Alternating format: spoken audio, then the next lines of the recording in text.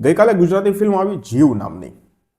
તમે કદાચ ટ્રેલર જોયું હોય તો તમને ખબર હશે ફિલ્મનો વિષય શું છે.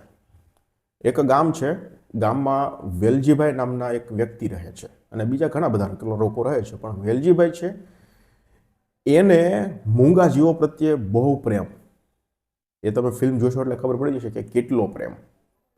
એટલે મૂંગા જીવો પ્રત્યે બહુ પ્રેમ, અને એકવાર એક મૂંગા જીવો ભરેલું ટ્રક છે એ પકડે છે અને એ જીવોને બચાવે છે. હવે એ જીવોને બચાવ્યા પછી એમના જીવનમાં કેટલી તકલીફો આવે છે, અને જીવને બચાવવા માટે, મૂંગા જીવને બચાવવા માટે, મૂંગા જીવને સાચવવા માટે, એનું ભરણ પોષણ કરવા માટે એ વેલજીભાઈ છે એ કઈ હદ સુધી જઈ શકે છે એ આપણને બતાવ્યું છે. અને એ વેલજીભાઈના પાત્રને ફક્ત ને ફક્ત નિમિત્ત બનાવી અને મેકર્સ આપણને એવો સંદેશો આપવા માંગે છે કે આપણને જેટલો આપણો જ જીવ વાલો છે એટલો જીવ મૂંગા પશુઓનો પણ આપણને વહાલો હોવો જોઈએ. આવો જ કંઈક મેસેજ આપણને આ ફિલ્મ આપે છે, આવું મને લાગ્યું. આ મુખ્ય મેસેજ હતો, પણ એની સાથે સાથે જ આ ફિલ્મ આપણને એક બીજો મેસેજ પણ આપે છે કે પરિવાર જે છે ને એ ખૂબ મહત્વનો છે. પરિવારને અથવા તો પરિવારના જે છોકરાઓ, આપણા છોકરાઓ છે, એને પણ આપણે ક્યારેક ક્યારેક સમય આપતો રહેવો પડે.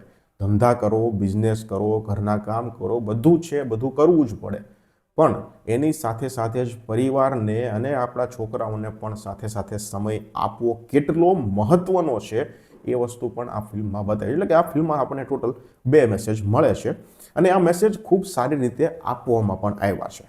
આ ફિલ્મના જો હું 2 મુખ્ય સ્તંભ કહું ને તો એક ધર્મેન્દ્રભાઈ છે અને એક યતીનભાઈ છે. આ 2 પાત્રો એવા છે કે જ્યારે જ્યારે સ્ક્રીન પર આવે છે ને ત્યારે એક છાપ છોડી જાય છે બંને પાત્રો. એવું નહીં કે એક સીનમાં આ પાત્ર છે અને થોડું નિરાશ કર્યું, એવું નહીં. ધર્મેન્દ્રભાઈ અને યતીનભાઈ જ્યારે જ્યારે સ્ક્રીન પર આવે છે એની પાસે જે ડાયલોગ આવ્યા છે એ પણ ખૂબ સરસ છે. જે ડાયલોગનું લખાણ છે એ પણ ખૂબ સરસ છે, અને એ ડાયલોગની જે ડિલિવરી કરી છે, જે એક્ટિંગ કરી છે બંને પાત્રોએ, આઉટસ્ટેન્ડિંગ છે, જબરજસ્ત કામ કર્યું છે.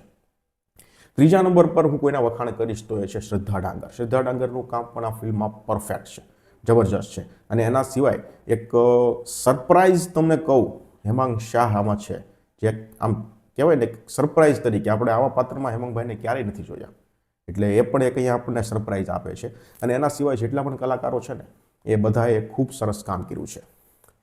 આ ફિલ્મમાં એક વસ્તુ એ પણ શીખવા મળે છે આપણને કે આપણે કંઈ પણ વસ્તુ કદાચ સારું કામ કરવું હોય ને તો ઘણાને એવું હોય કે હું જ કરી લઈશ, મારી પાસે બહુ બધા પૈસા છે, હું કરી લઈશ, મારે કોઈની જરૂર નથી. અહીંયા જે ધર્મેન્દ્રભાઈનું પાત્ર છે એ પૈસાવાળું જ છે, એક વેપારી છે કપડાના. એટલે એ સમયમાં આ 70ના દાયકાની સ્ટોરી છે. એટલે એ સમયમાં એ કપડાના વેપારી હતા, એટલે એ સમયમાં કપડાના વેપારી એટલે આખા ગામમાં પૈસાવાળા કદાચ આપણે એને કહી શકાય. એટલે એણે એવો ક્યારેય અહમ નહોતો રાખ્યો આખી ફિલ્મમાં કે હું બધું કરી લઈશ કારણ કે મારી પાસે પૈસા છે, પૈસા આપું એટલે કોઈ પણ વ્યક્તિ ભાડે મળે, એવો અહમ ક્યાંય નથી રાખ્યો. એટલે આ પણ કદાચ આપણને આ ફિલ્મમાં એવું શીખવા મળે કે તમે કોઈ પણ શુભ કાર્યો કરો એટલે એમાં તમારે સંપ જોઈએ. આમાં ધર્મેન્દ્રભાઈના જે પત્ની છે એ તમે એક સીન જોશો જ્યારે 30 જણા રસોઈ બનાવવાની હોય છે ત્યારે પણ તમે જુઓ, અથવા તો નાના મોટા નિર્ણયો લેવાના હોય ત્યારે પણ જ્યારે મિટિંગો ભરાતી હોય ત્યારે પણ ધર્મેન્દ્રભાઈ જે છે એ બધા લોકોને સાથે મળીને જ આ આખું જે શુભ કાર્ય છે એને પાર પાડે છે. એટલે આ પણ આપણને એક શીખ મળે છે કે હું જ બધું કરી લઈશ ને મારાથી બધું થઈ જાય, મારી પાસે પૈસા છે, મારે કોઈની જરૂર નથી. આ વસ્તુ ક્યારેય શક્ય ના બને. સંપ હોવો જોઈએ. સંપ હોય ને તો બધા જ રસ્તા નીકળે અને કોઈ પણ શુભ કામ છે એ પાર પડી જાય છે. આ સ્ટોરી છે, જીવોને બચાવ્યું છે. એક ટ્રક છે એ જીવોને બચાવ્યું છે, અને પછી એ જીવોને રાખવા માટે આમાં જે ગામ લોકો મહેનત કરે છે, કોર્ટ કચેરીના ધક્કા ખાવા પડે છે, કુદરત સામે પણ લડવું પડે છે કારણ કે દુષ્કાળ પડે છે, ભૂકંપ આવે છે, છતાં આ ગામના જે લોકો છે એ જીવને કઈ રીતે સાચવી રાખે છે એ બધું આપણને બતાવ્યું છે. મ્યુઝિક છે આ ફિલ્મનું ખૂબ સરસ છે. ગામડાના જે દ્રશ્યો છે ને એ બહુ મસ્ત લીધા છે.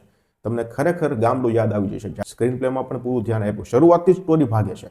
જેવી ફિલ્મની શરૂઆત થાય છે ત્યાંથી સ્ટોરી ફટાફટ ભાગવા માંડે છે, અને બેકગ્રાઉન્ડ મ્યુઝિક પણ ખૂબ સરસ છે. મ્યુઝિક તો સારું છે, સાથે સાથે બેકગ્રાઉન્ડ મ્યુઝિક છે એ પણ ખૂબ સરસ છે. એટલે ઇન શોર્ટ કહીએ ને તો એક સરસ મેસેજ આપતી આ ફિલ્મ છે, અને હું તો એમ કહીશ કે બાળકો સાથે જોવા જજો, કારણ કે બાળકોને પણ ખબર પડે કે યાર આ જે ગાયો છે, ભેંસો છે, બકરાઓ છે, કે કોઈ પણ મૂંગા જીવો છે, બરોબર છે, તો એ એનું પણ કંઈક મહત્વ છે. એ લોકોને પણ જીવવાનો અધિકાર છે. એ લોકો પણ જીવવા માંગે છે. એ લોકોની આપણે મનુષ્ય તરીકે આપણે એ લોકોની મદદ કરવી જોઈએ. આ વસ્તુ શીખશે. નાના છોકરાઓ જે સમજદાર છોકરાઓ છે એને લઈને જશો તે લોકો શીખશે કે ભાઈ નહીં, આ લોકોને પણ જીવવાનો અધિકાર છે. એટલે મેકર્સે ખૂબ સરસ મેસેજ આપવાની ટ્રાય કરી છે. એક ફરિયાદ એ છે કે આકાશ ઝાલાનું જે કેરેક્ટર છે ને, એ કેરેક્ટરને બહુ સ્ક્રીન ટાઈમ આપવામાં નથી આવ્યો. એક સ્ક્રીન ટાઈમ આપવાની જરૂર હતી. કારણ કે તો એ ખૂંખાર કલાકાર છે, ખતરનાક કલાકાર છે અને એ ખૂબ જ ઉમદા કલાકાર છે. એને જો વધારે સ્ક્રીન ટાઈમ આપવામાં આવ્યો હોત તો મને લાગે છે કે થોડીક અસર વધારે થાત. એટલે આકાશ ઝાલાની જે એન્ટ્રી કહેવાય ને ફિલ્મમાં, વાર્તામાં એમની જે એન્ટ્રી છે ને, આપણને કીધું નથી ક્યાંય કે આ વ્યક્તિ છે એ આ છે. એ છોકરો જ્યારે દરવાજો ખટખટાવે છે, છોકરો દરવાજો ખોલીને અંદર આવે છે. હું આકાશ ઝાલાની ફિલ્મમાં એન્ટ્રીની વાત કરું છું. છોકરો દરવાજો ખોલીને અંદર આવે છે, કેમેરો આ સાઈડ હોય છે, એટલે આપણને બુલેટ દેખાય છે અને બુલેટની નંબર પ્લેટ દેખાય છે. નંબર પ્લેટ દેખાય છે એટલે ખબર પડી જાય છે ઓકે, આ જે કોઈ આ છોકરો છે, જે કોઈ વ્યક્તિને મળવા આવ્યો છે એ આ વ્યક્તિ છે, અથવા તો આ જાતિનો વ્યક્તિ આ છે, એવું આપણને ખબર પડી જશે. ક્યાંય ઉલ્લેખ નથી કર્યો અને એ નંબર પ્લેટ બતાવાય એના પછી આપણને ખબર પડે છે કે ભાઈ ઓકે, આ આકાશ ઝાલા છે. પણ આકાશ ઝાલા કઈ જ્ઞાતિના છે એ આપણને ફક્ત ને ફક્ત નંબર પ્લેટ બતાવીને કહી દેવામાં આવ્યું છે. આ વસ્તુ પણ મને ખૂબ સરસ લાગી. તો ઓવરઓલ ફિલ્મ સારી છે, જોવા એવી છે, પરિવાર સાથે જોવા એવી છે, બાળકો સાથે જોવા એવી છે. મારે બીજી ફરિયાદ જો મને રહી હોય ને તો એ રહી છે કે ચાલો આપણે તબેલા ને એવું બધું બનાવી નાખ્યું, બરોબર છે, ગૌશાળા, પાંજરાપોળ બધું બનાવી નાખ્યું, પણ હવે એ પ્રાણીઓની સેવા કરતા દ્રશ્યો એ બતાવવાની જરૂર હતી. અને પ્રાણીઓ માંદા પડે તો પછી કેવા પીડાય છે અને એની સેવા કેવી રીતે કરવાની, આ બધા દ્રશ્યો થોડા ઇમોશનલી બતાવ્યો હોત ને તો દર્શક જે સામે બેઠો છે ને એ પણ થોડો ઇમોશનલ થઈ જાય અને એ પણ સ્ટોરીમાં થોડો વધારે ઇન્વોલ્વ થઈ જાય અને એ પણ આમ ભારે હૃદયે આ મેસેજ સ્વીકારી લે કે ભાઈ જો મારા પ્રાણીઓ માંદા પડે છે તો કેવી પીડા એમને થાય છે અને આ બધું.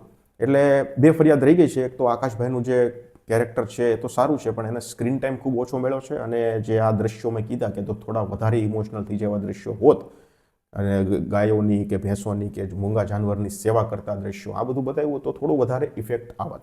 બાકી હું તો રેકમેન્ડ કરીશ, ફિલ્મ જોઈ આવો. ફિલ્મને હું 3.5 સ્ટાર આપીશ.